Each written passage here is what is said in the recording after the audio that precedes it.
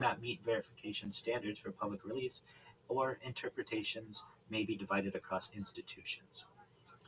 So, why haven't we had alien disclosure when we have government programs, classification logic, and why this information doesn't flow publicly?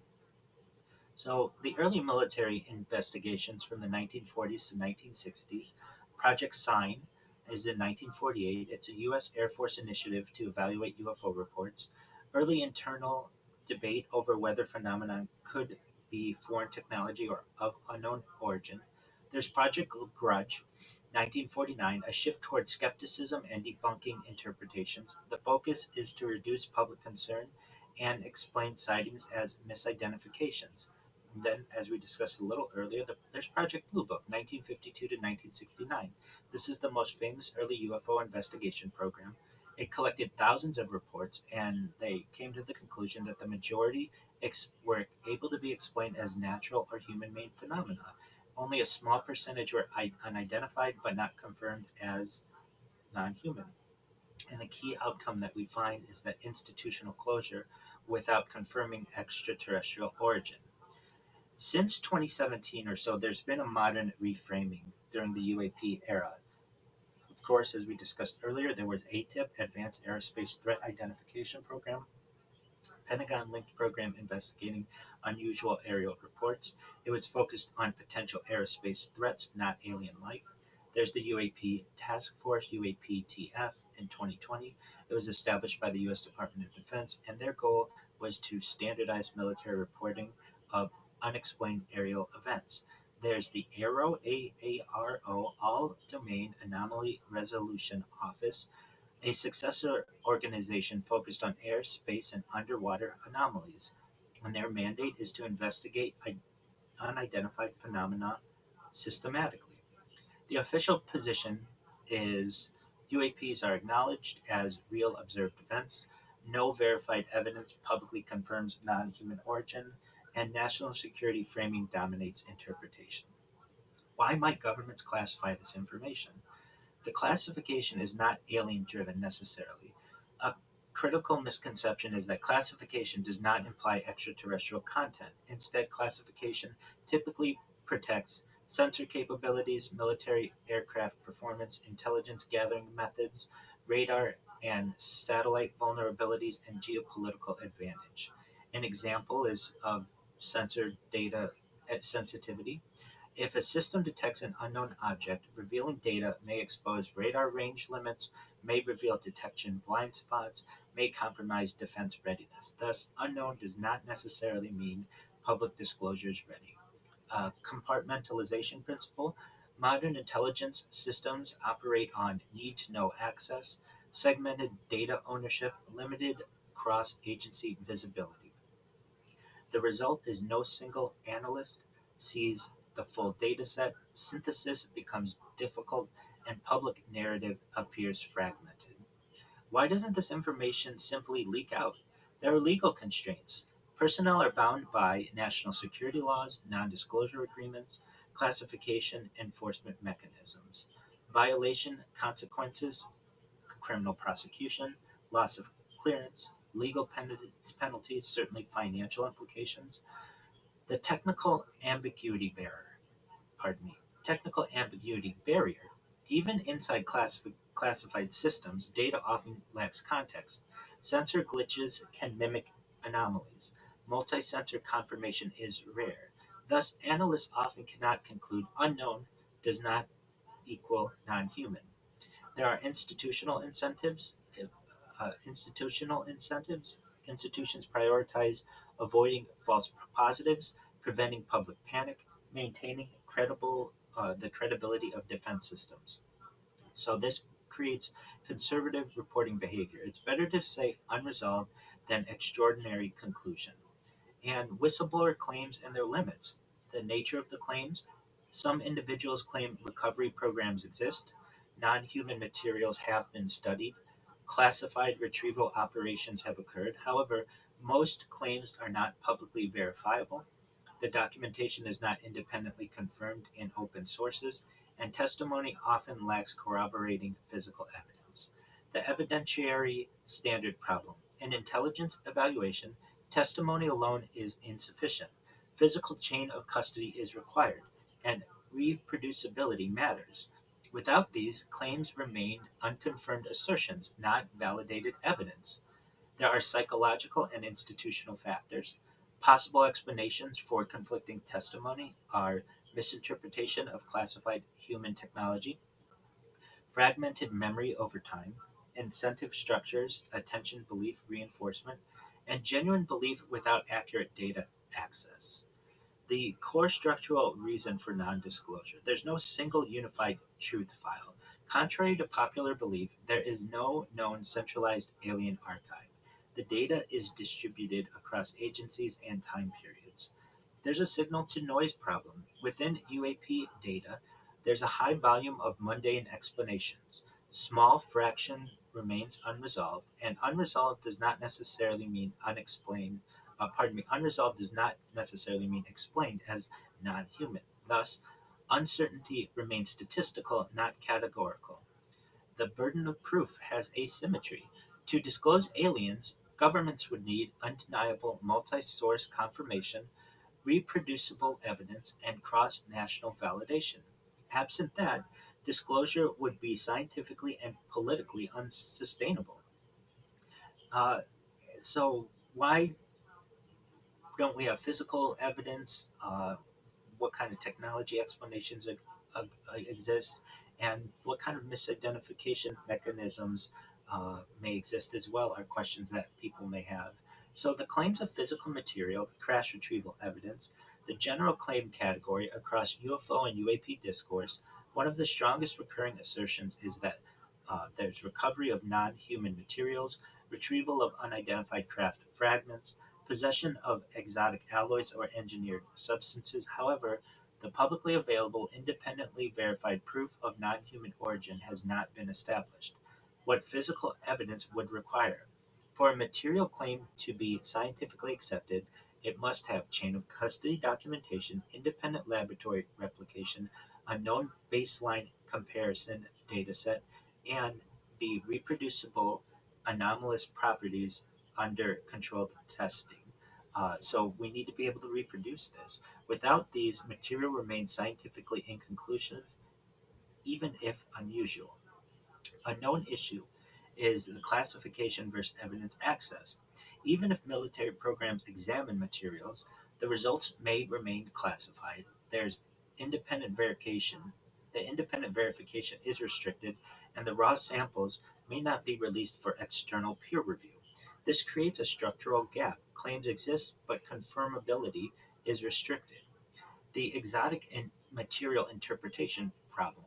Common reported properties. Alleged anomalous materials are often described as having unusual isotropic ratios, extreme strength to weight characteristics, and non standard alloy composition.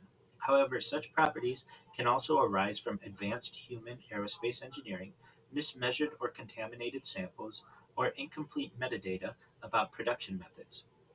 Scientific caution principle exists. In material science, unknown composition does not necessarily mean non human origin.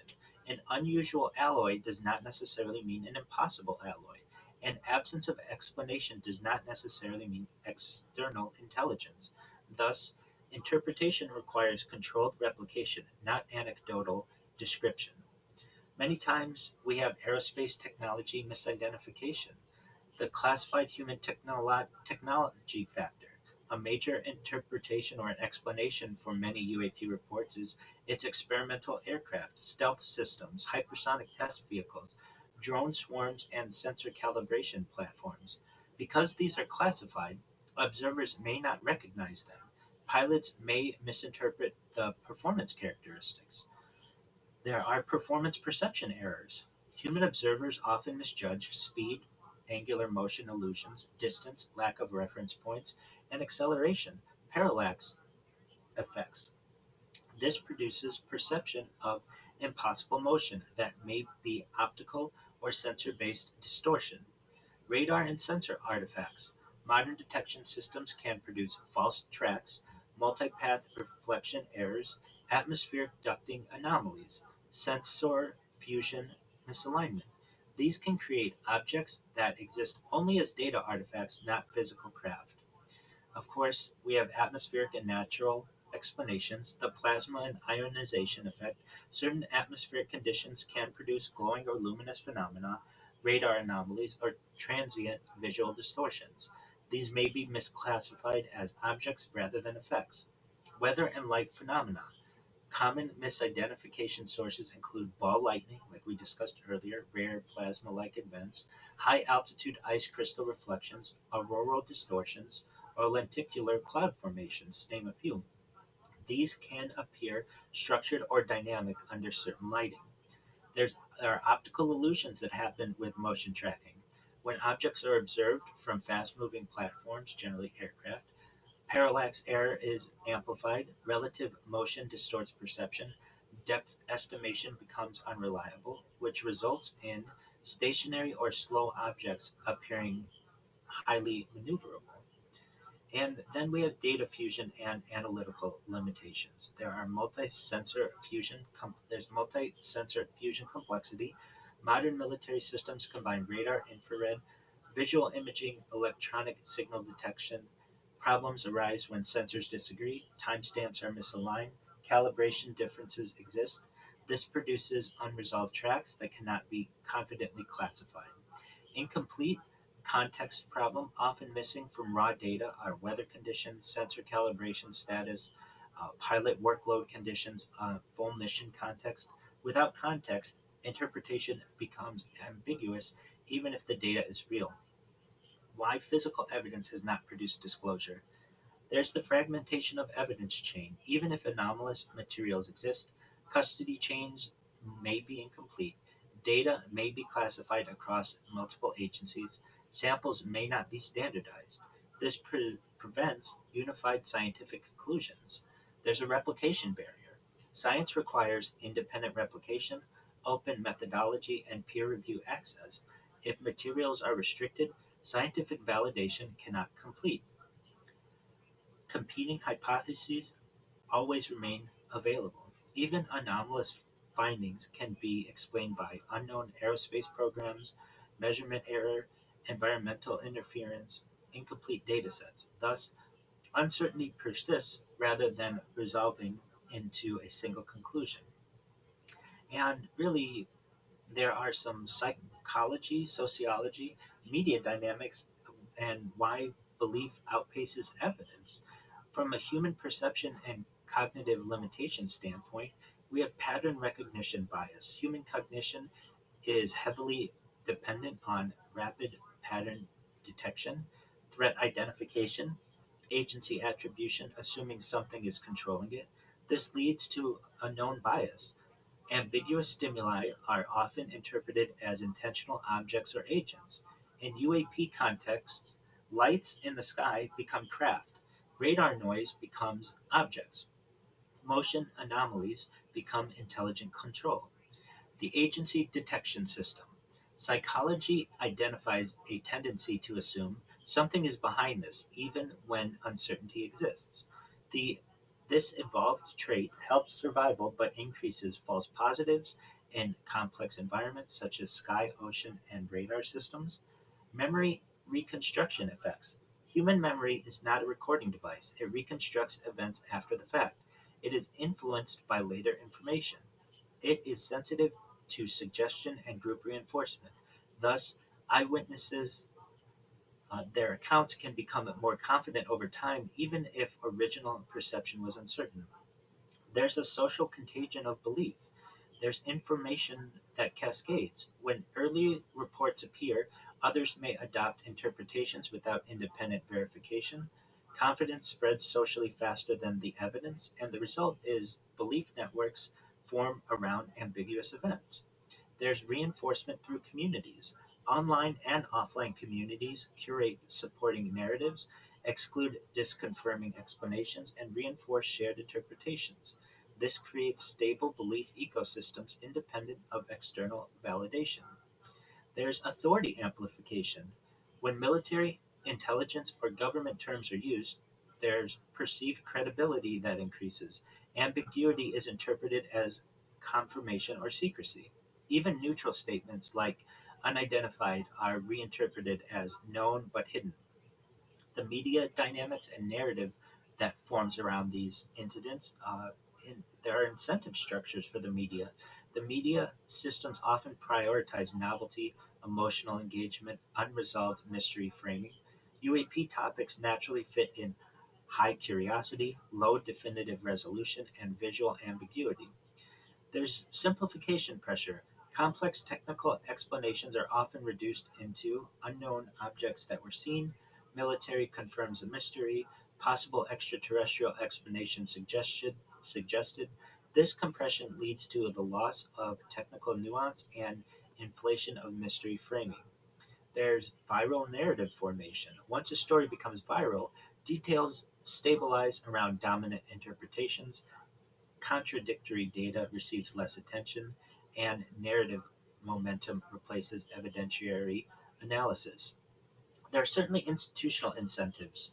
The military incentives, defense institutions prioritize operational security, technological security, adversary uncertainty. Thus, ambiguity may be strategically preferable to full disclosure. There's bureaucratic risk aversion. Institutions tend to avoid confirming extraordinary claims prematurely, releasing incomplete interpretations, creating public panic or misinterpretation. The result is unknown becomes the default classification endpoint. We have intelligence fragmentation effects. Different agencies may hold partial data. No single entity has the full picture. Synthesis requires cross clearance coordination. Institutional silos slow unified interpretation, and why belief outpaces evidence. We have asymmetry of excitement versus verification. There's belief that spreads quite quickly, which is low friction, and verification is slow, that's high friction. Thus, narratives outrun scientific confirmation cycles. We have cognitive preference for high meaning explanations. Humans prefer intentional causes over random noise, structured explanations over uncertainty, and narrative closure over ambiguity. This leads to preference for intelligent origin interpretations in uncertain cases. Unresolved data does not self resolve. A key structural point: lack of explanation does not automatically produce new evidence. Unresolved anomalies can remain unresolved indefinitely. And basically, we get to the question then, uh, how do we rank the hypotheses, and what's the structural reason disclosure has not occurred? And just a final synthesis of this discussion: the integrated model of the entire the integrated model of the entire problem across all prior discussion that I've just laid out. The alien disclosure question resolves into a layered system. There's the empirical layer, what is actually observed, UAP reports, sensor data, sightings; interpretation layer, how humans and institutions classify these observations. There's the epistemic layer, what can be proven under scientific and legal standards; and the narrative layer, how media and culture interpret uncertainty. The key issue is that these layers do not automatically converge into a single conclusion. What is actually confirmed, our base reality set, are the facts. We have high confidence that unidentified aerial or anomalous phenomena are reported by credible observers. Military and intelligence systems record unresolved cases. Some sensor data does not immediately match known objects or behaviors, and governments maintain classification systems around sensitive detection capabilities. What is not confirmed in the critical boundary is that no publicly verified extraterrestrial craft have been cited or have been verified. No publicly verified non human biological entities, no independently replicated alien origin materials, and no global scientific consensus supporting non human visitation. The core hypothesis explaining why no disclosure is that no extraterrestrial presence is detected. That's the primary baseline. The explanation is all observed anomalies are ultimately misidentifications, sensor errors, atmospheric phenomena, or classified human technology.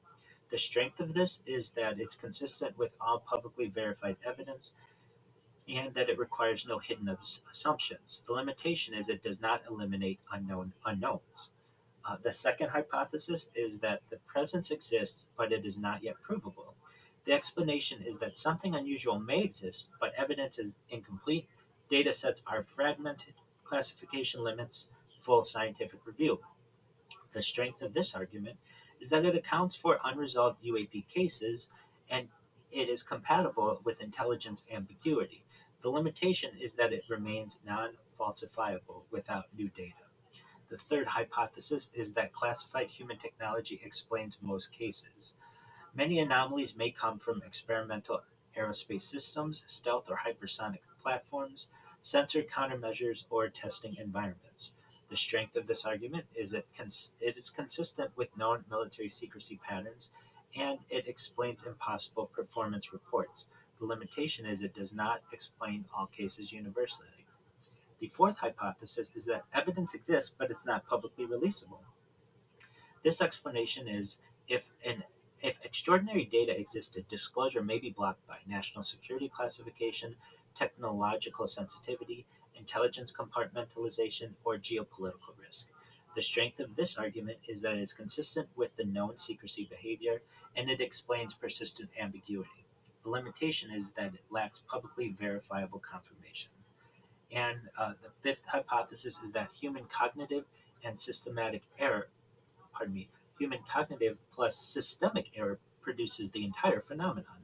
So this explanation would be the mystery emerges from perception errors, sensor artifacts, narrative amplification, social reinforcement loops. Strength of this argument is it's supported by cognitive science and data analysis limitations. It explains the variability of reports. The limitation is that it relies on assumptions that no true anomaly exists. And why disclosure has not occurred, a structural answer is that no single unified evidence package exists. To trigger global disclosure, there would need to be reproducible physical evidence, verified origin beyond Earth, biology, or technology, consensus across multiple independent scientific bodies. The current situation evidence is fragmented, ambiguous, or classified. The classification prevents full transparency, even if anomalies exist. Raw data is often restricted, method of detection are classified, cross-agency integration is complete, which results in the public being unable to independently reconstruct the full data set. Scientific standards require replication. Science does not accept isolated testimony, single source claims, unreplicated materials. Without reproducibility, extraordinary claims remain unresolved rather than confirmed. Ambiguity is stable, not temporary. A key structural insight is that unresolved does not automatically evolve into resolve. Ambiguity can persist indefinitely without new evidence. Incentives do not favor premature disclosure. Institutions prioritize avoiding false conclusions, protecting sensitive capabilities, and maintaining strategic uncertainty. Thus, cautious classification is more stable than speculative confirmation. So the final hierarchy of why we necessarily haven't had alien disclosure thus far. Tier one is most supported by the current evidence. It's misidentified natural phenomena. There are sensor and data artifacts that exist and classified human aerospace systems. Tier two are plausible but unconfirmed. There's mixed explanation systems, multiple overlapping causes of UAP reports, incomplete data sets producing persistent anomalies. There's tier three, speculative, no public verification, extraterrestrial visitation, recovered non human technology programs. And a final synthesis is that the absence of alien technology, or pardon me, the absence of alien disclosure is best explained not by a single missing secret, but by a convergence of constraints of observational ambiguity, fragmented data systems, classification barriers, scientific verification requirements, cognitive and narrative application effects.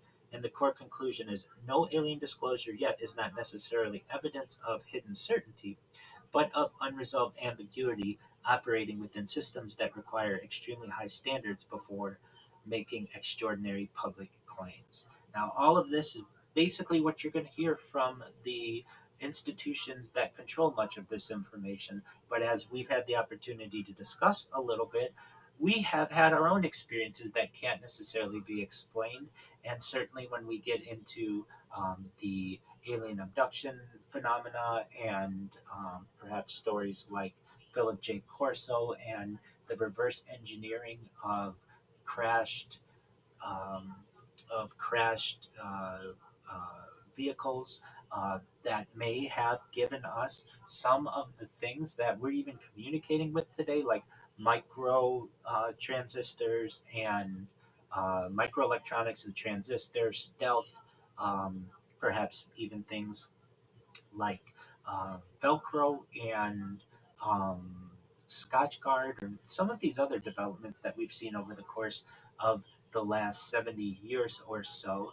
It leads a lot to be uh, discussed. There's a lot of evidence that we've had an incredible amount of, of advancement from a scientific perspective that we haven't seen previously uh, in other centuries. So, just to give the audience an idea, we the main transport from perhaps even going back to antiquity until the early 20th century or so was the horse. And within 100 years, even fewer, even 70 years, we went from a fixed wing craft of the Wright brothers to the SR-71 Black Hawk supersonic uh, stealth spy vehicle. That is quite an amazing amount of advancement that we've seen over the course of this time. And many people out there think that we were aided, that humanity was perhaps aided in some of these advancements. And with that, I will propose the question to you. Do you think that humanity has been aided perhaps in our development over the course of the last 70 years or so?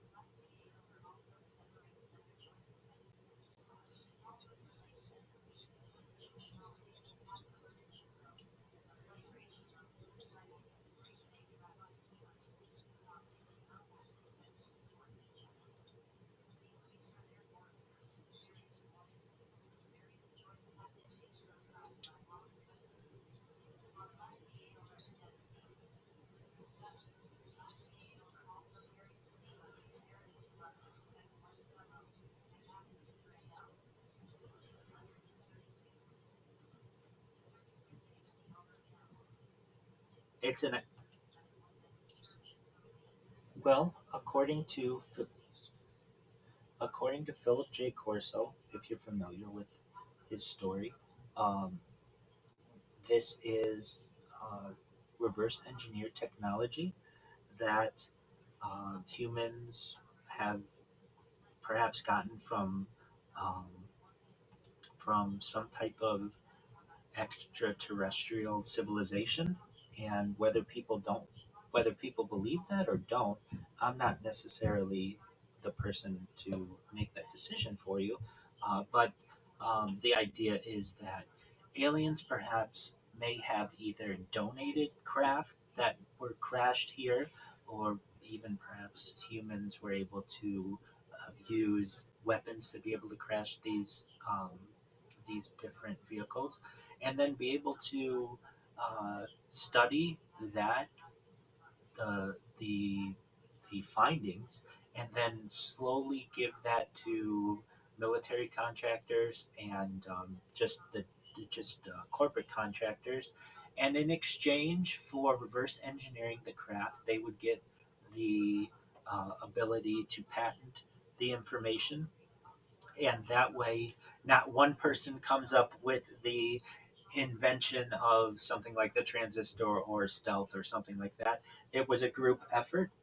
This is definitely an argument that is made, and I personally think that if we if we just look at the advancements that we've had over the course of just frankly since Roswell, it's been a huge amount of development, and uh, it's very difficult to be able to explain.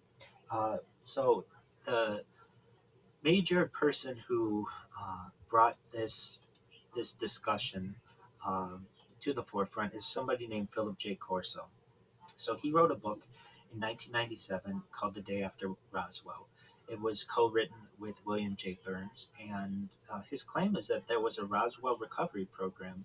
His main assertion is that non-human craft crashed near Roswell, New Mexico in 1947. The U.S. military recovered wreckage materials and alleged biological remains. His claim about government structure was that he said there was a secret effort that existed to collect recovered materials, analyze them under military intelligence, and distribute the findings to the industry for development. He described this as an informal pipeline from military research to private contractors. His role, he said that he worked as Army intelligence. He later served in the Foreign Technology Division.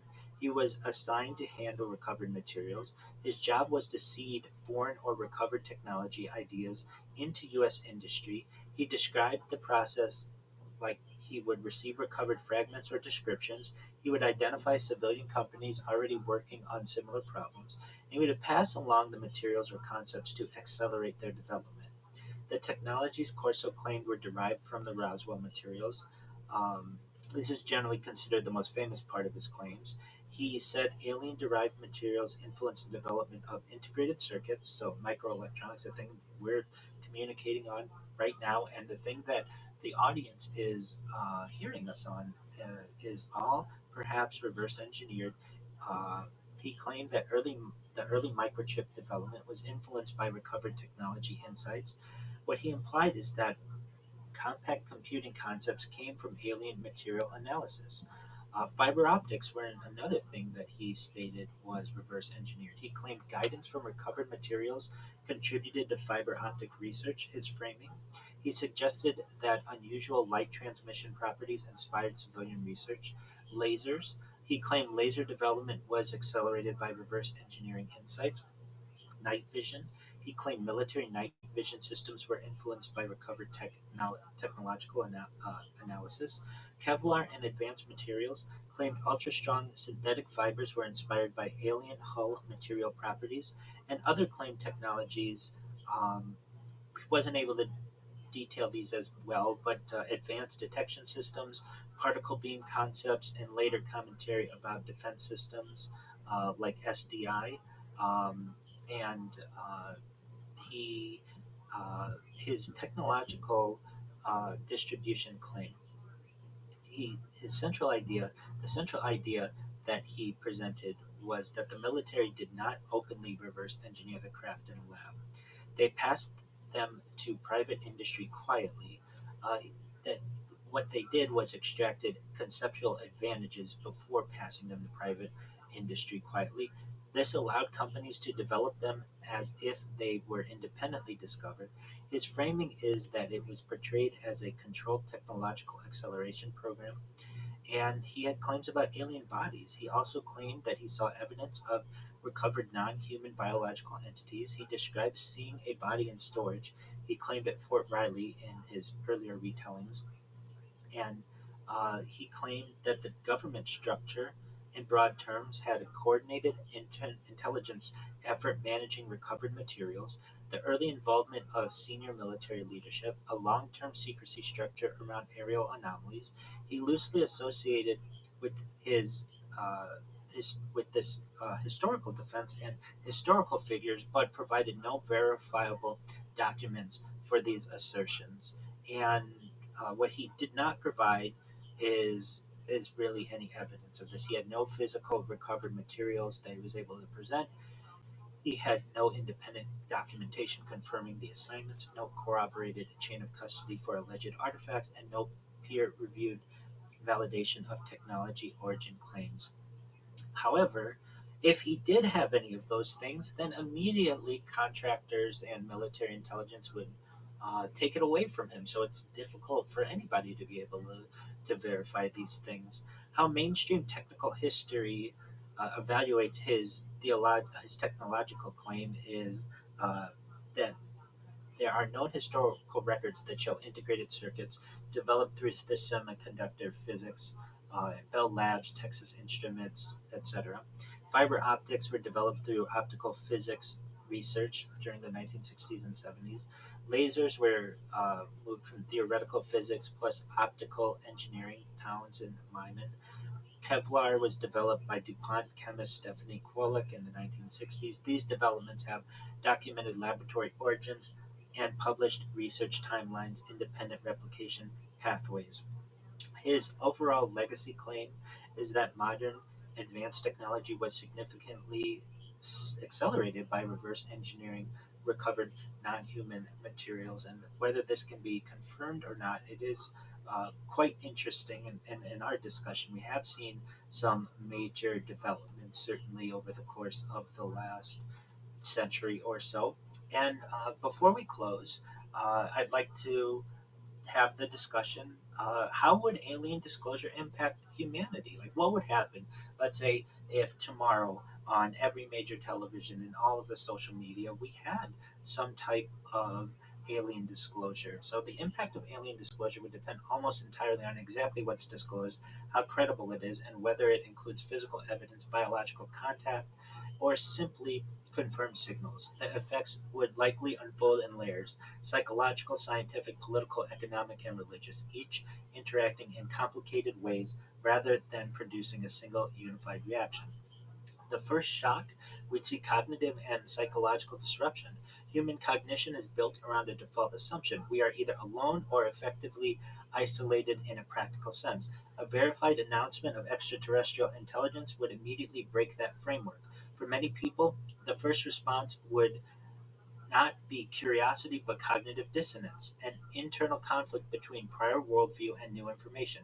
Psychologically, this can produce short term disbelief or denial, rapid curiosity spikes, especially in scientifically literate populations, anxiety or existential uncertainty, a normalization phase where the mind slowly integrates the idea. Historical analogies like heliocentrism or evolution show that even well supported paradigm shifts takes generations to fully absorb. Alien confirmation would likely compress the timeline due to global media saturation, but emotional adaptation would still lag behind factual acceptance. Scientific revolution and institutional shock. If disclosure includes credible evidence, signals, artifacts, and or biological data, science would experience its most significant expansion since the modern scientific revolution. Key effects: astronomy and physics, immediate focus on origin, distance, and communication mechanisms, renewed funding for radio astronomy and deep space observation, potential revision of assumptions about life distribution in the universe, biology, if even microbial extraterrestrial life is confirmed, biology would shift from a single origin Earth system to a comparative planetary biology field. Questions about convergent evolution on cosmic scales would become central. Technology transfer hypothesis.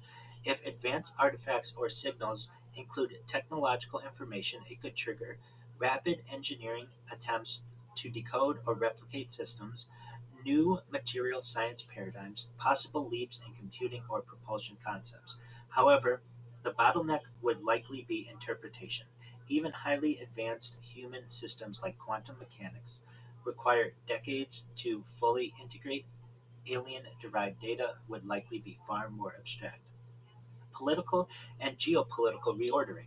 No matter how unified the announcement, states would interpret disclosure through strategic lenses. The likely outcomes would be an intensified competition for access to data or materials, attempts to classify or restrict information flows, formation and international coalitions for extraterrestrial research, and pressure on organizations like the United Nations to coordinate response frameworks. A key risk is asymmetry of trust. Even if disclosure is global, different governments may suspect others of having extra hidden information. Historically, transformative technologies, nuclear physics, space technology, cryptography, have always triggered geopolitical tension. Alien disclosure would amplify that dynamic. Religious and philosophical reconfiguration. Religious systems would not collapse uniformly, they would respond differently depending on theological flexibility. Three broad patterns would likely emerge: Integration. Some traditions would interpret extraterrestrial life as part of divine creation, expanding rather than contradicting cosmology. Reinterpretation. Scriptural or doctrinal frameworks might be reread symbolically rather than literally in contested passages. Resistance. Certain groups may reject disclosure entirely or treat it as deception, especially if it conflicts with established cosmological claims. Philosophically, the biggest shift would be the collapse of human exceptionalism as an unquestioned assumption. Questions like what is consciousness and what is intelligence would become more central than ever. Economic disruption and opportunity. Economic effects would depend on the nature of disclosure.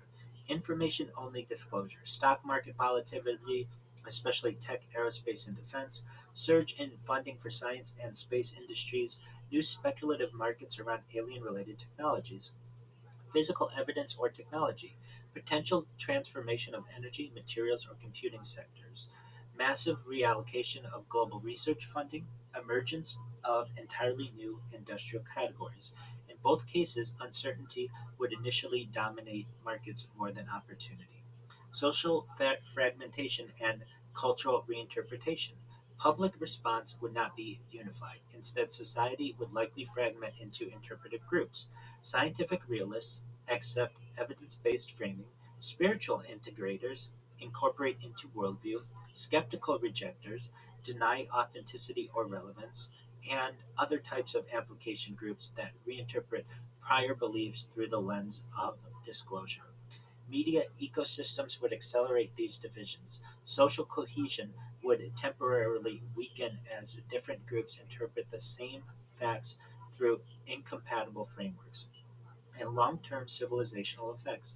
Over decades, the most profound impact would likely be philosophical rather than technological. Possible long term shifts: expansion of moral consideration beyond Earth, ethical frameworks for non human intelligence, development of interstellar communication disciplines, reassessment of human historical significance, potential unification pressures, planetary identity thinking. If contact is ongoing rather than one time disclosure, humanity could eventually transition from a single planet civilization mindset to a cosmic participant mindset. The key variable: distance and interaction. Everything depends on one central question: are they distant and passive, meaning signals only, or present and interactive, contact or visitation? Signals alone would cause intellectual and cultural transformation. Direct interaction would introduce political, security, and existential risk dimensions that would reshape civilization much more aggressively. Basic bottom line: alien disclosure would not produce a single outcome like chaos or enlightenment. It would behave more like a cascading system shock: immediate psychological disruption, medium term institutional restructuring, and long term philosophical and civilizational evolution.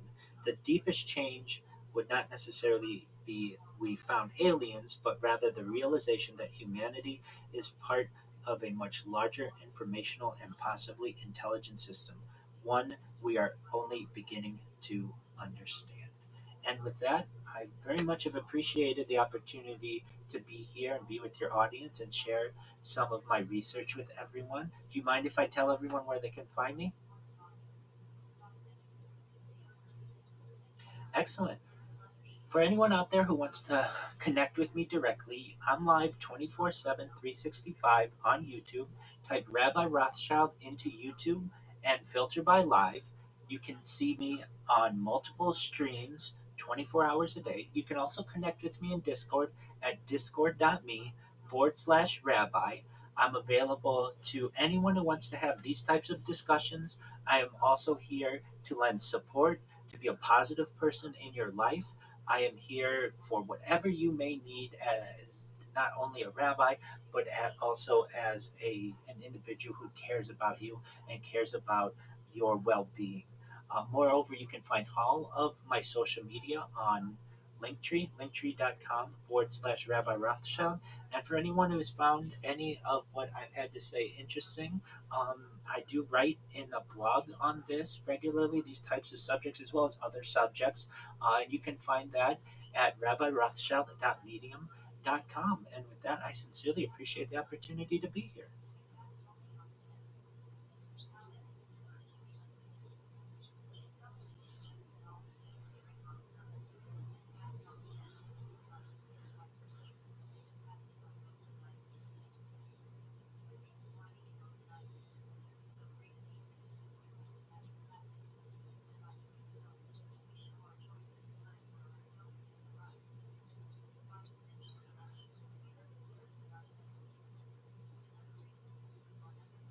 Certainly.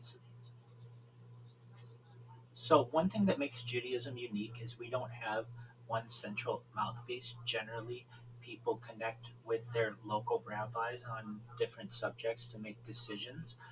But generally, most of the poskim, the sages of the past within Judaism, specifically like the Rebbe of Chabad, which is his name is Menachem Mendel Schneerson.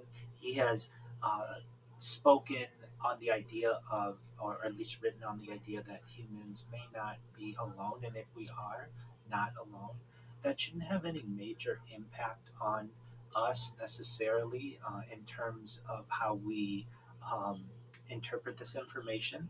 It is perhaps considered to be um, a a um, it's perhaps seen as something that may be inevitable, and perhaps other rabbis have in the past wanted to speak on openly, but just feel that perhaps the time was not right. There wasn't enough evidence.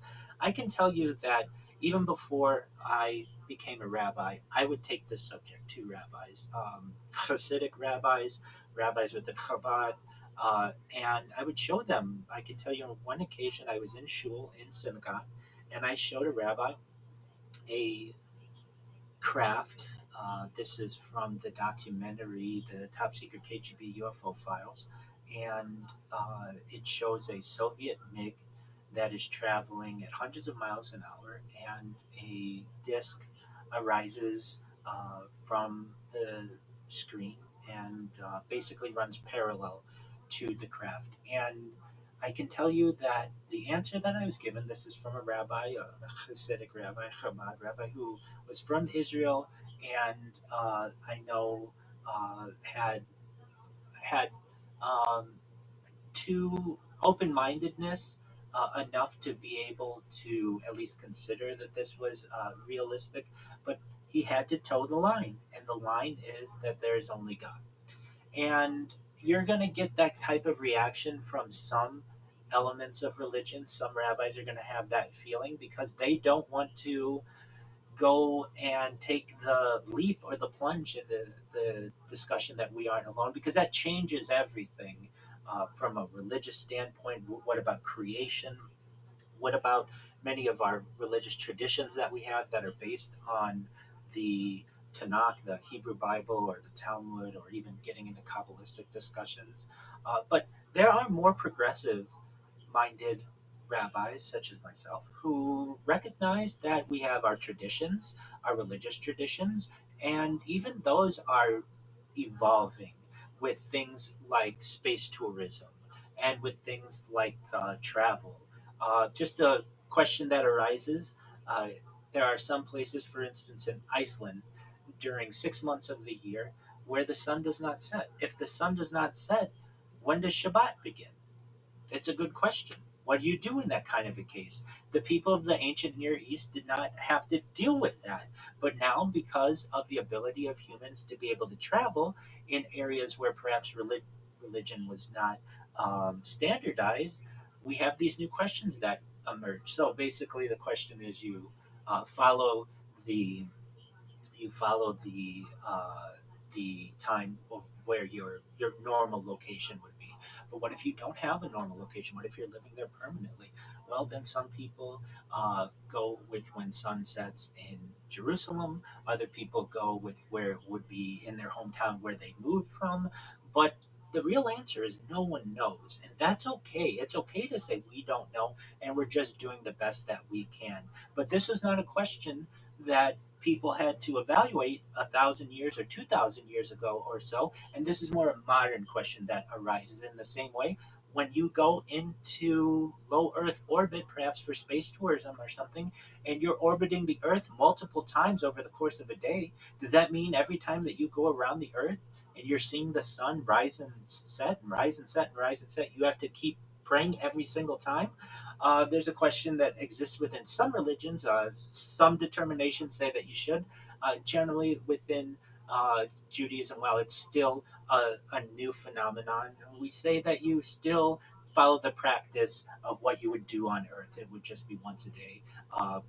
In the morning for chakras, once a day for Mincha, our afternoon service, and Mariv, our evening service, one time a day for each one of those. But these are questions that arise, and the true answer is that no one really knows. The same questions arose with the advent of the telephone. Could you use telephone on Shabbat, or could you drive a car on Shabbat, or even prior to that, in terms of what we do with steam or with combustion.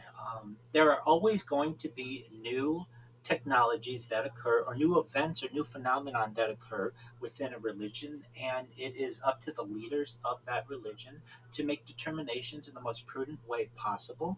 And I know I'm of a generation of more progressively minded uh, Orthodox rabbis. Some, you know, I have lived in both the Hasidic world, the more traditional conservative world within Judaism. I've lived within the modern Orthodox world within Judaism, and I think we're moving towards a realm of post Orthodoxy where we keep many of the traditions of the past while adapting to the future. So, something like the electric car. Many times we avoid, as Orthodox Jews, if we can, we certainly avoid driving on Shabbat. I don't drive on Shabbat because there's many things involved with that, but combustion is a major one of those with the traditional type of car that we've had over the course of the last century or so. Most of them have been combustion cars. But what happens when you have an electric car? And the electric car can be pre programmed and no work can be done. Could you have an electric car pick you up at your home if it was uh, perhaps autonomous, and take you to your location? No combustion is being applied at that point. These are questions that are certainly emerging within the religion. And in the same way, we have questions that will emerge as more and more people become enlightened to the alien phenomena and to UFOs or UAPs. And personally, what I think will happen is that most rabbis will tell their congregations that this perhaps is something that has been occurring for thousands, if not millions of years, that our religious texts did the best that they could to be able to archive the beliefs of that time, and that we're moving slowly, perhaps faster though, if we had some type of evolution, into a new age, a new era, a new epoch, and that our religion will adjust in the same way. So just like we had to adjust with the advent of electricity and the advent of the smart home, we'll have to adjust in terms of the idea of knowing that we are not alone. But that doesn't necessarily mean that if we knew that aliens existed, that we as Orthodox Jews would not continue being Orthodox. We would still keep kosher, we to the best of our ability. But even that type of world is evolving. What do you do in terms of lab-grown meat?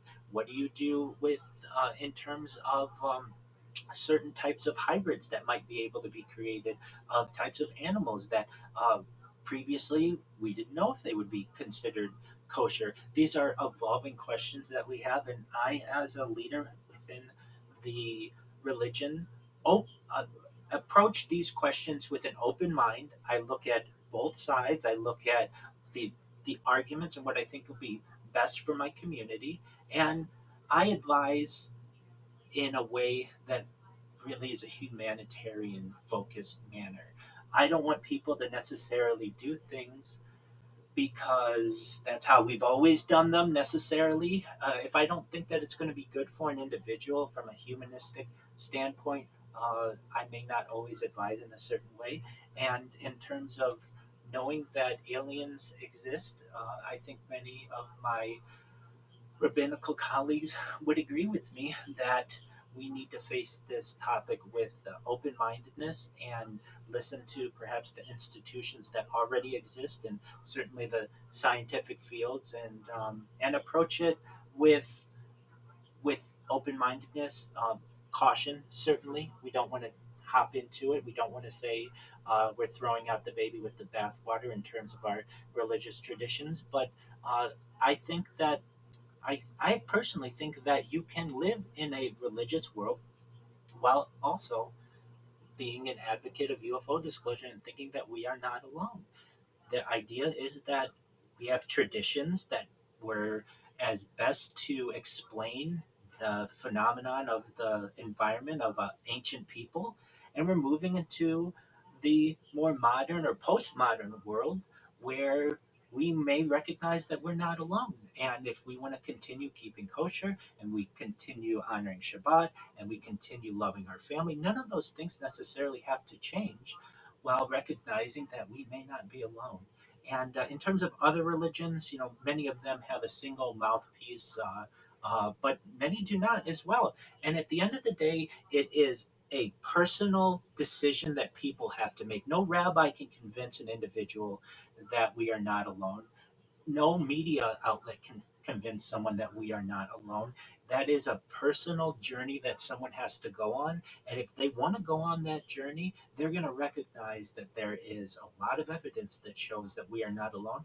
And they have to address this topic with maturity, with understanding, with kindness, and recognize that it's a beautiful thing that the mass of the universe to know that there are all kinds of other species that are out there and that we are evolving perhaps on a Kardashev scale of a type 1 civilization is a really amazing journey to know that humanity is on. And this gets into many other questions perhaps we don't have time for now, into things like transhumanism and perhaps moving into cyborgs and cybernetics and clones and androids and robots and ethereal beings, which we can perhaps have at another time. But really, once you have the recognition that we are not alone here on Earth, it allows you to recognize that how special our journey is and what we've been on, and that doesn't necessarily mean that there still can't be God. That still doesn't mean that there can't be an energy that allows all of this to take place. There doesn't necessarily uh, there doesn't necessarily exist a direct contradiction between belief in some type of creator and the fact that aliens exist or perhaps have some type of effect on humanity. That doesn't necessarily contradict. In fact, I live in a world where it is synthesized quite easily, and I'm able to live my life in a very confident way in that. So I appreciate the opportunity to answer such a deep and excellent question. Thank you.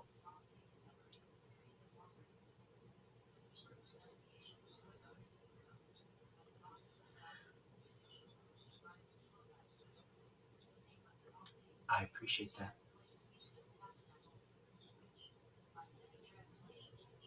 I appreciate the opportunity. Thank you to your audience. Best wishes to everybody.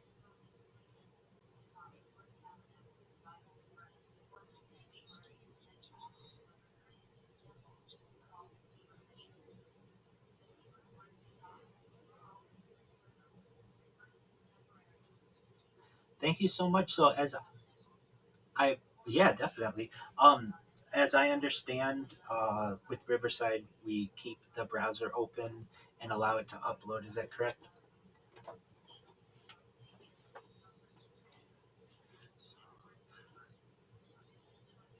Oh, if I may ask, what has happened? If I may ask, what kind of issues have you experienced?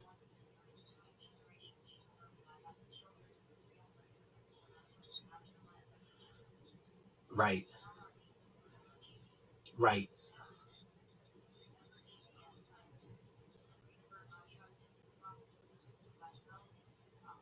Okay, definitely, absolutely. It says I've got like 28 seconds left. You know how that varies, though. Yeah. So I've run into the issue where it's taken like a long time sometimes, and I have to. The one thing is, I've been made aware or like maybe you can tell your guests this in the future. Don't use an incognito browser. I've never done that, but it basically the file needs to save in your cache basically, and if you do get disconnected, if it is not an incognito, it will save. But if you are an incognito, it can be lost. So that's kind of an important thing to make people aware of. And it looks like from my end it has been uploaded. So with that, I will send you my contact information. You have most of it, but I'll send it to you in a nice like thing, and what links and where everybody can find me. And if I do try to say this with all of the podcasts I'm on, if we can. So it is June 30th, 2026. If we can, let's try around June 30th, 2027 to connect again. And we can watch the disclosure story unfold. And so basically, an annual reconnect. Would that work for you?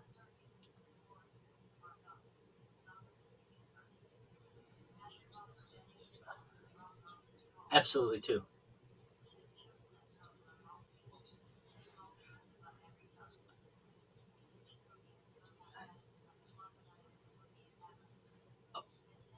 Excellent. Okay, so then maybe we'll do something like in the near future, or near maybe like 6 months or so. But then definitely 1 year from now, because I do want to track this this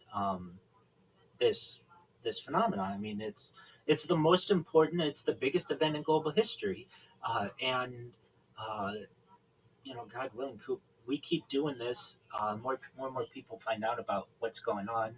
And I don't think we'll have to meet 20 years in a row and still be asking, why haven't we had disclosure? But you never know. 20 years ago, somebody might have said that now. So, but yeah, we are getting closer and closer. So we'll continue to keep our eyes on this phenomenon. In the meantime, if you need anything from me, you have my contact information.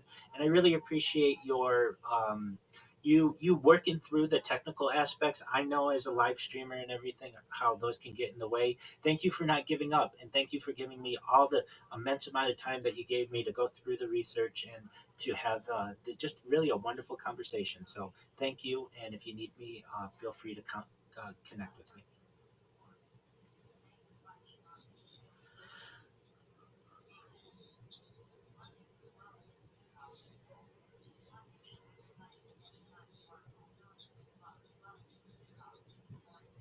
Oh, absolutely.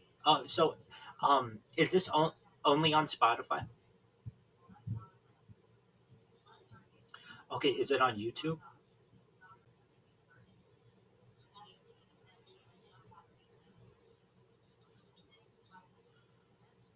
Yeah, so if you go to your YouTube and you go in the upper right corner, they have a drop down on it's like go live. In fact, I can read it to you. They, depending on your account, but I've seen this before, they have a podcast option. So you can just select the podcast option and upload your podcast. And, YouTube's the number uh, two website in the world, Google being number one, YouTube being number two. And if you want people to find out about you and the conversations that you're having, YouTube's the best way to do it. Um, so if you bear with me just one moment, I will uh, go to YouTube. And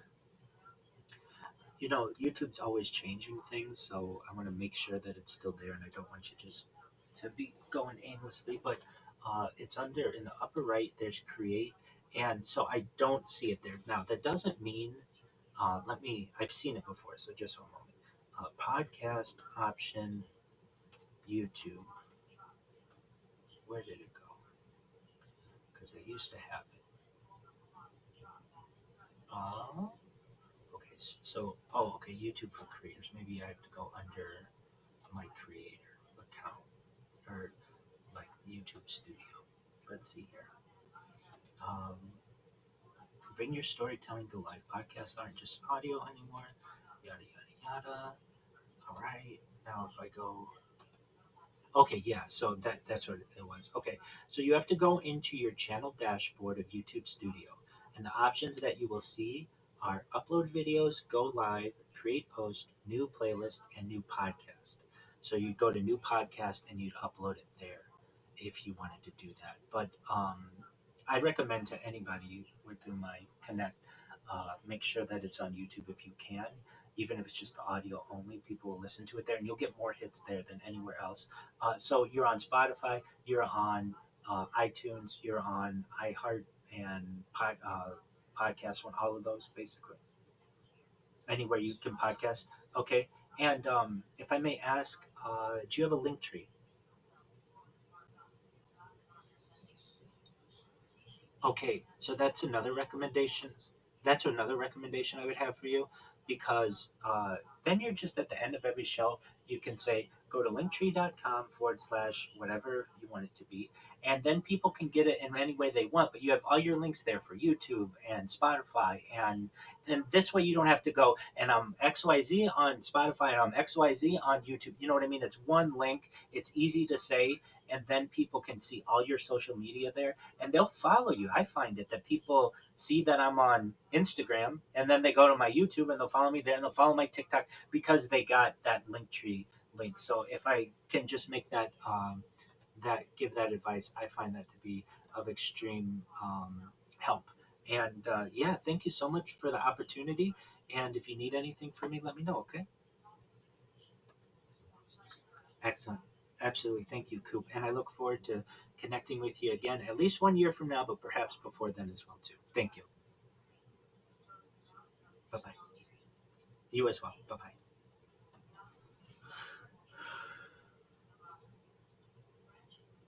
Are you happy? Yep, that went well. I'm glad we got to connect, Coop. It was hard.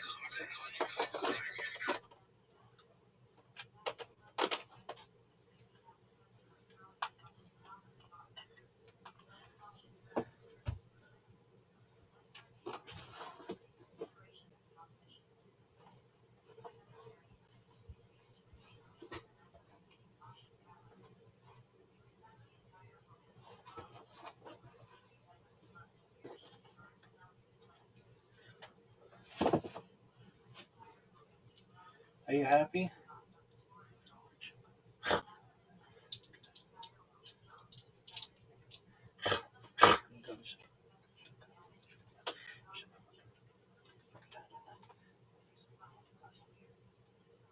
Yeah. Dude. That was freaky as fuck.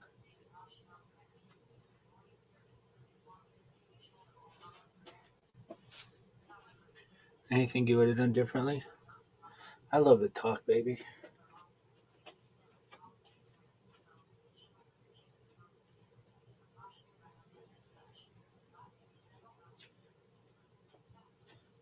All right, big dog. But is there anything you would have done differently?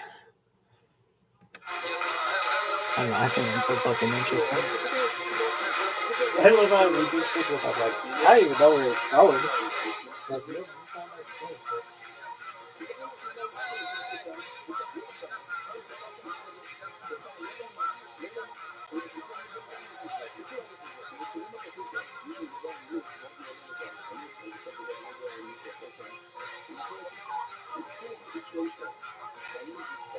are you happy?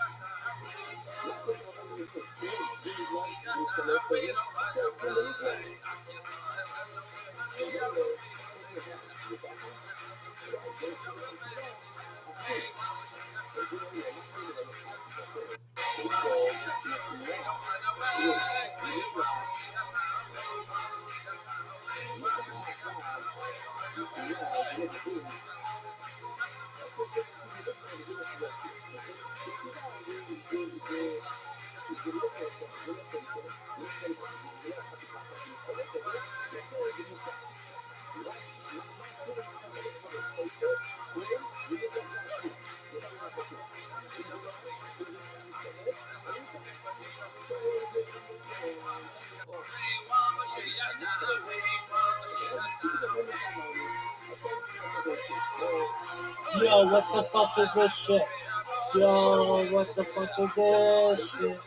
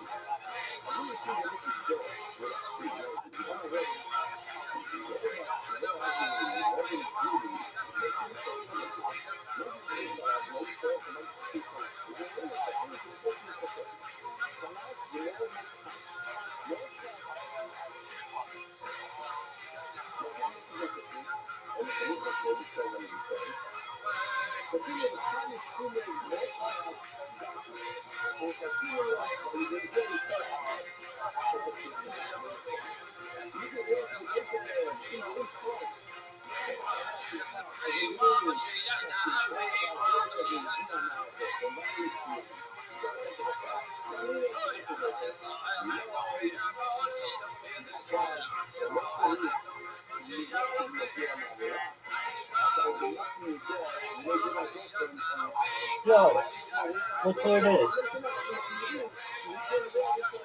It's the victim. Yo, are you living here? It's good, son.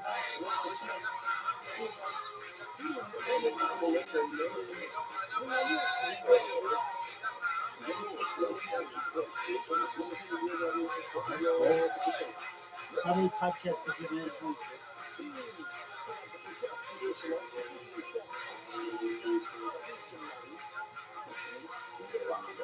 Why one?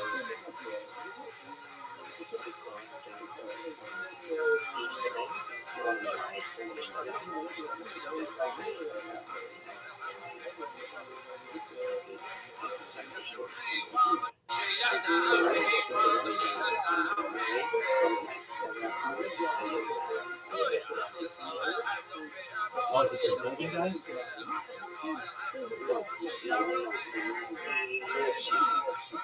The biggest UFC fighter in your country.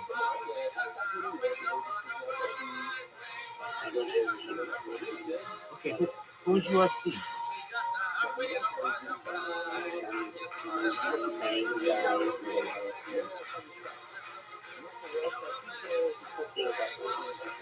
Oh, okay, that's cool.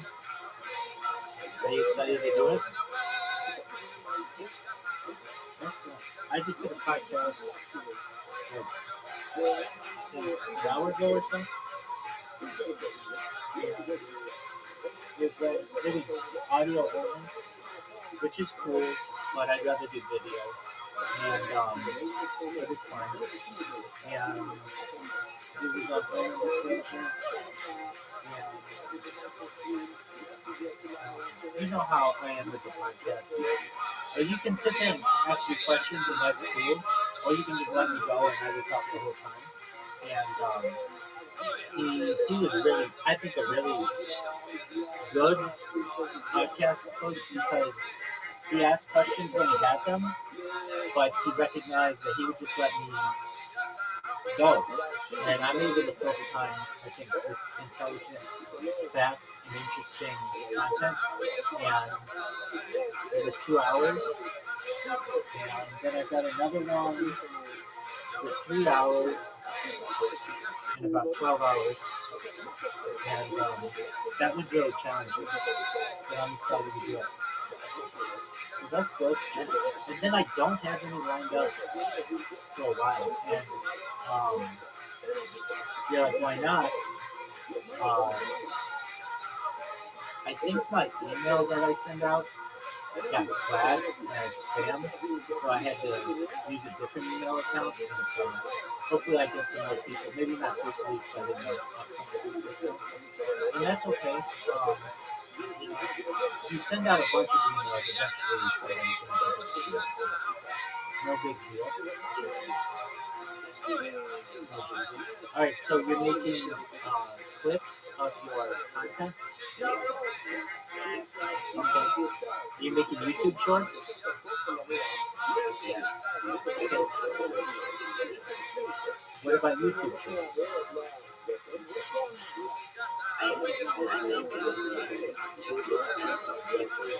What about Instagram?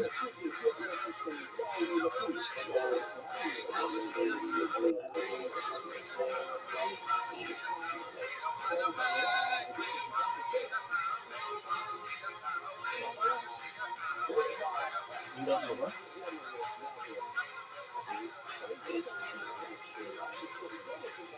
What do you mean? You're not being punished.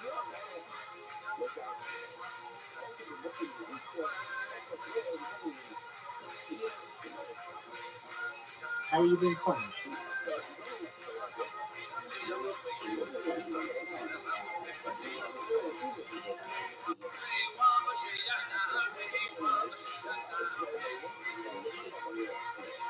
All right, we'll just go to sleep and then do it in the morning.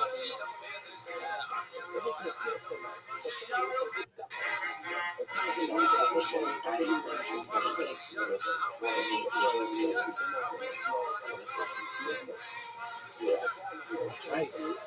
Well, happy birthday, your birthday where you are. I will wish you a happy birthday. The big 2-2. All right. So what are you doing for your birthday?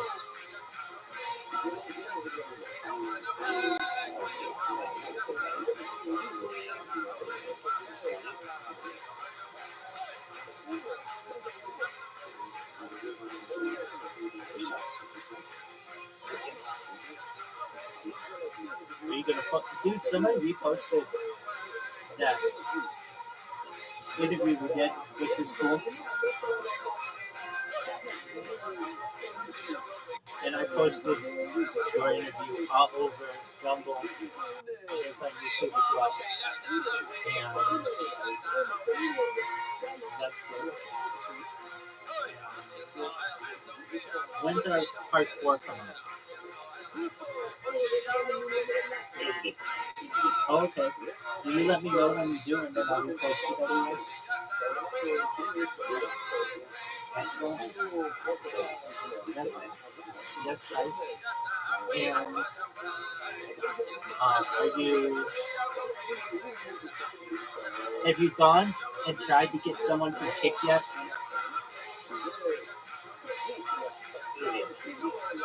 All right. Well, talk me through your strategy.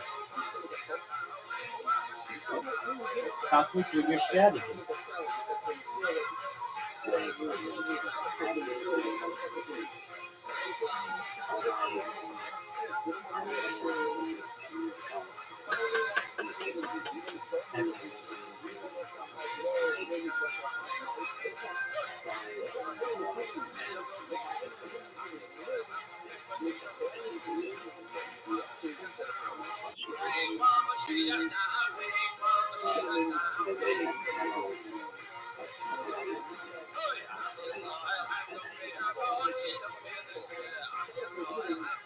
Excellent. Okay. Good job. You got what I wanted you to. Just create a new account and do it.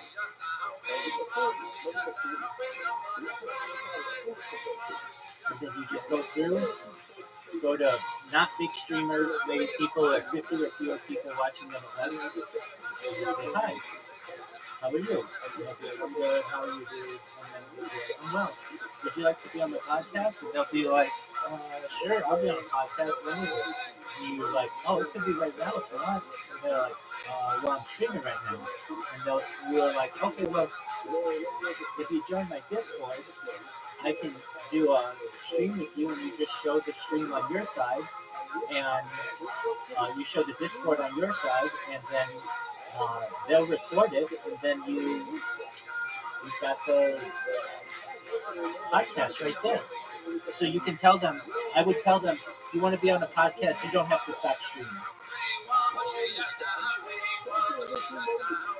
Does that make sense? And then Kick saves for 30 days. So you can go back and edit and do whatever you need. But then you don't have to be like, hey, when are you free? None of that BS. You know how that is. If they're going to be streaming, you can tell them it can be as long as you want. You don't have to answer the questions that you don't want or whatever. I would also tell them it's very low pressure. I just want to ask you about your streaming thing.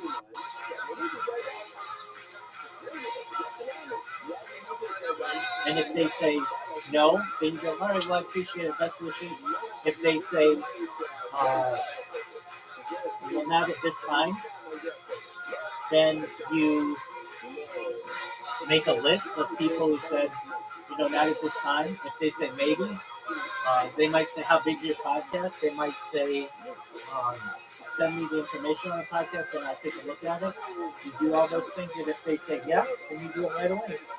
So anytime that you get a guy or a girl who's like, yeah, let's do a podcast, and they have technical issues and they can't do it, no big deal.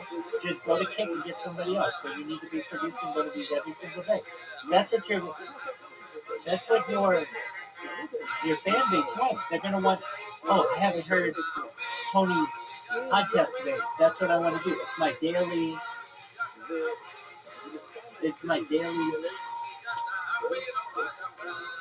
regular thing that for which they look forward.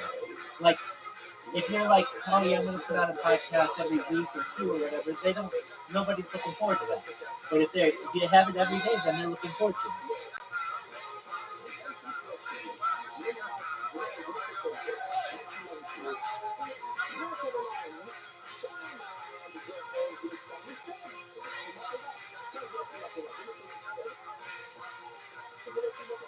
That's what you need to do, big dog.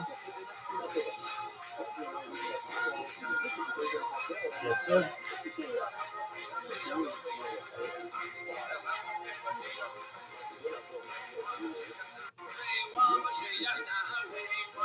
Right, well, happy birthday to you. You should get some sleep so that you don't sleep through your whole birthday. Okay,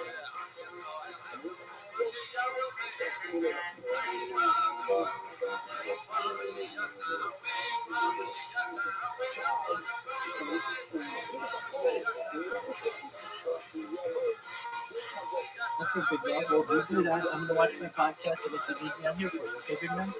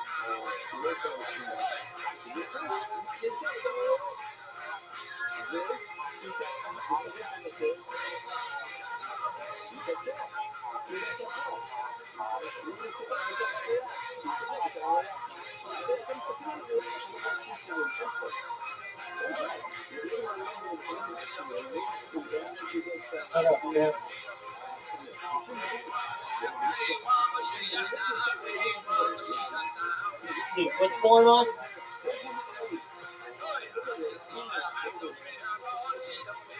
Yes, sir. Go ahead.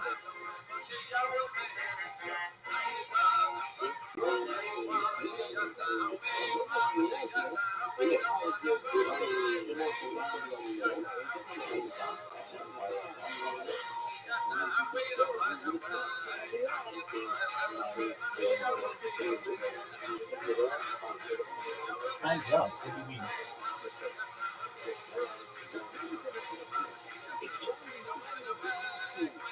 I don't know what you mean. Can you be more specific?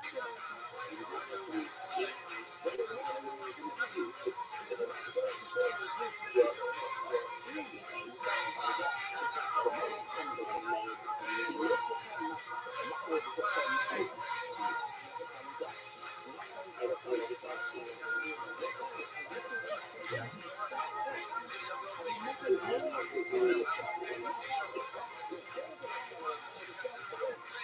Are you talking about the thumbnail? Okay, what about the thumbnail?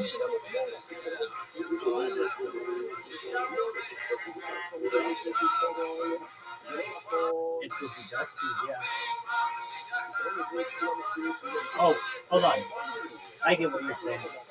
Yeah, it would be best to. It doesn't take long.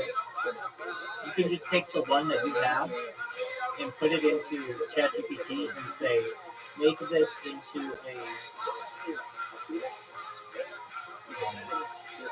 dimensions of TikTok, and it will do it for you.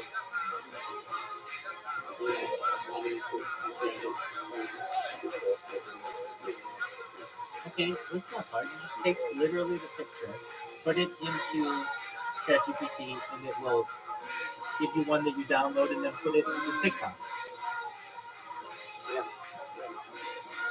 The big thing with TikTok and YouTube Shorts and Instagram Reels is to make sure that you put a lot of hashtags on the subject. And always put the hashtag FYP, for you page.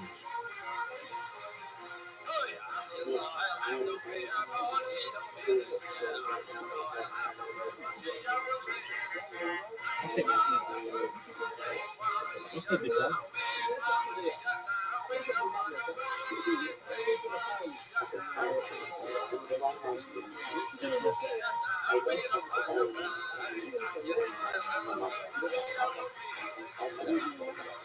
Yeah. Okay.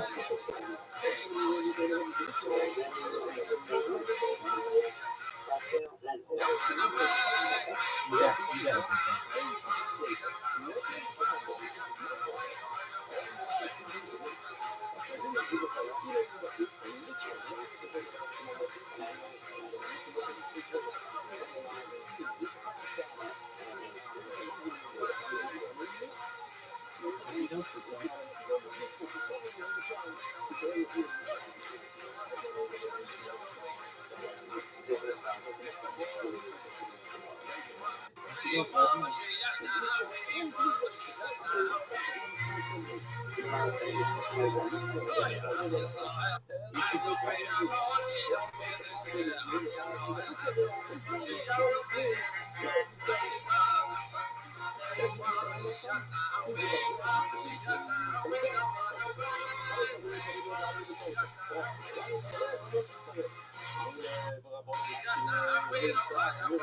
it.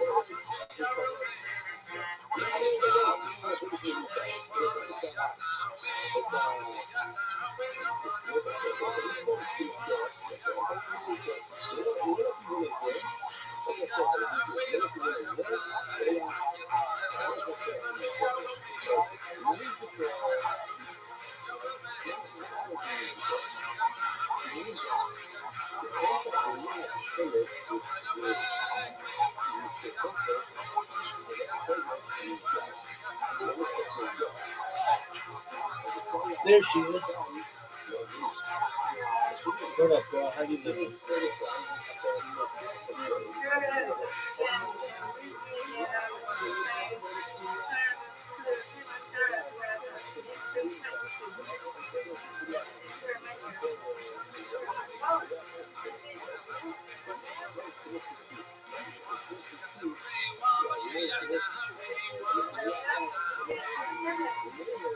It was good. Thankfully, I did a 2-hour podcast. It was just audio, but it was still good.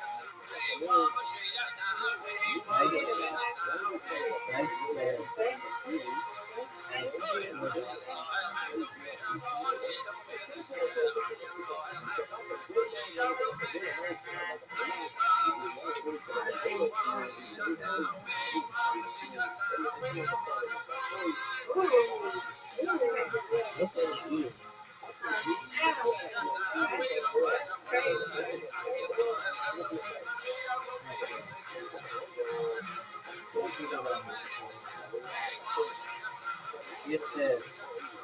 Oh, what is what?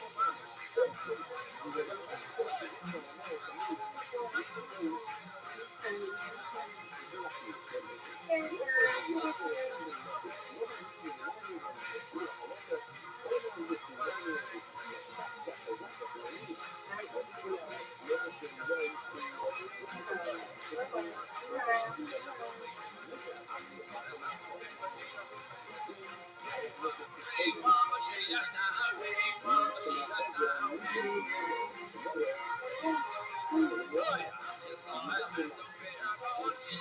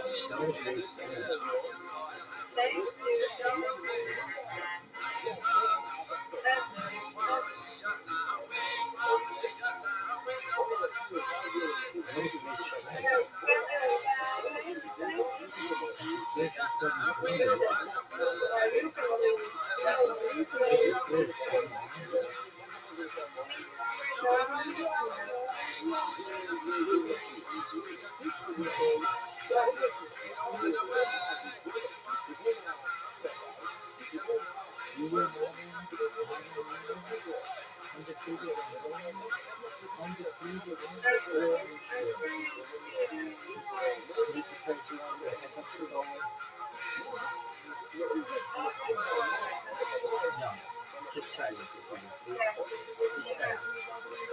I said no. I said no.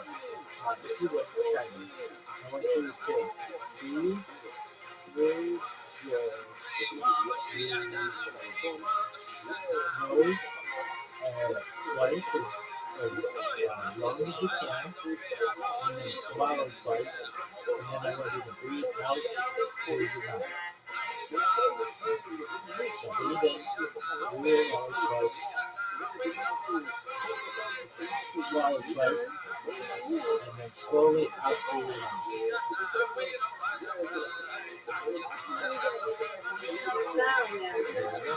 No more in the middle.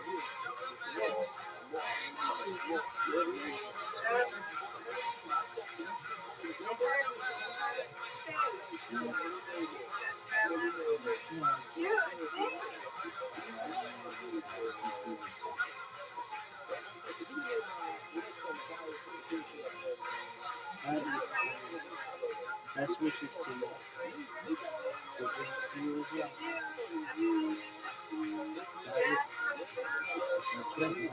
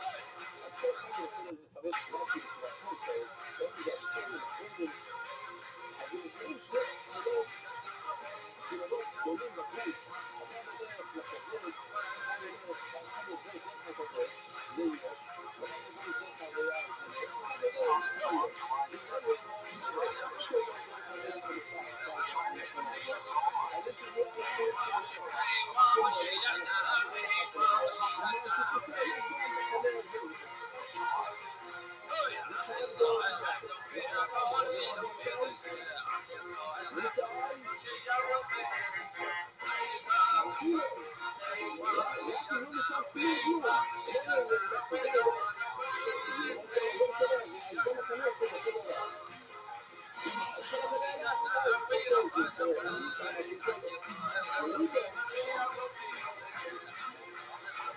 thank you.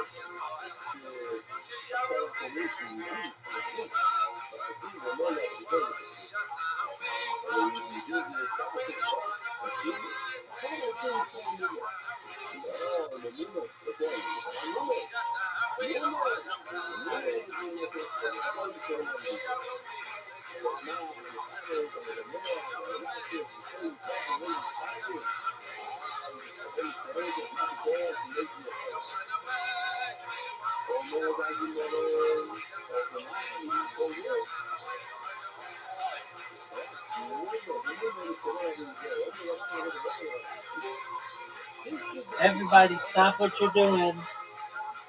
Everybody stop what you're doing. Luke's here. How you living, champ?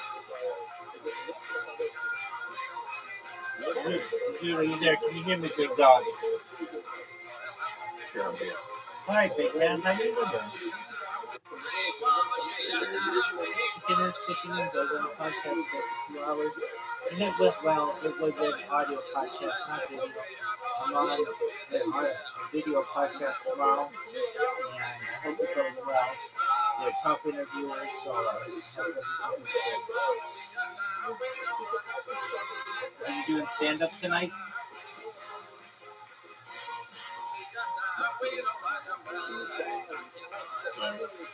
Are you going to call Riser? Would you please call Riser?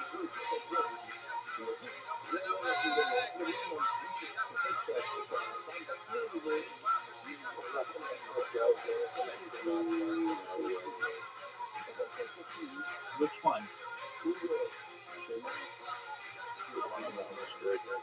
Oh yeah, how's she doing?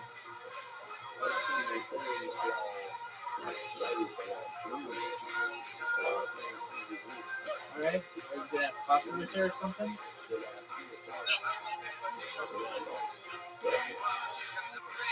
Are you going to have coffee with her or something? Okay, why not?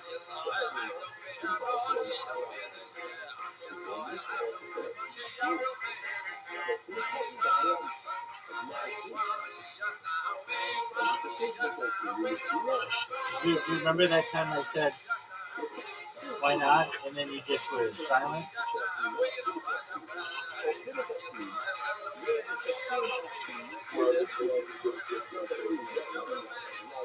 Oh, really?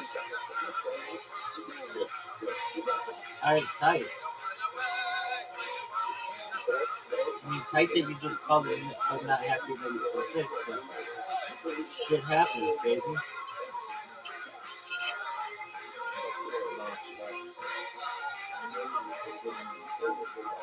Alright. So here's my question for you. Do you think that you'll ever see that chick again? Yes or no? I'll wait.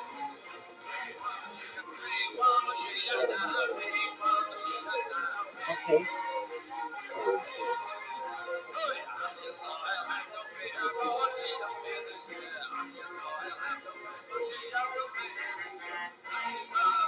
Are you ready to lose?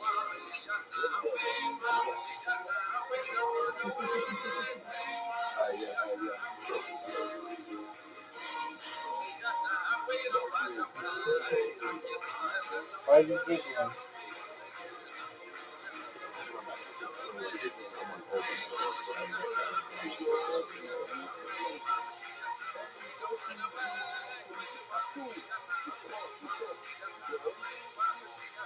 Somebody lost $94,000 in Dogecoin.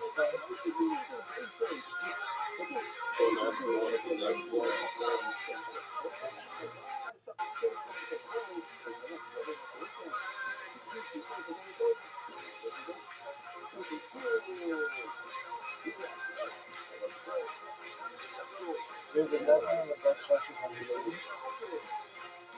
That's a terrible shot. I mean, I just got it right now. That's bad. Really, really bad. I wouldn't do that if I were you. Terrible shot. Are you serious? You want to F me like that? You want to F me like that, son? How'd you like that shot? How'd you like that shot, Zoot? How'd you like that shot, Zoot? No, you didn't make it. Zoot, you did not make it. Zoot, you're down 1-0. Did you know that? Oh, God.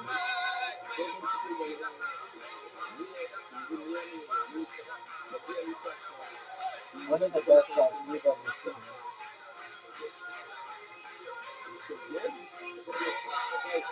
That's garbage.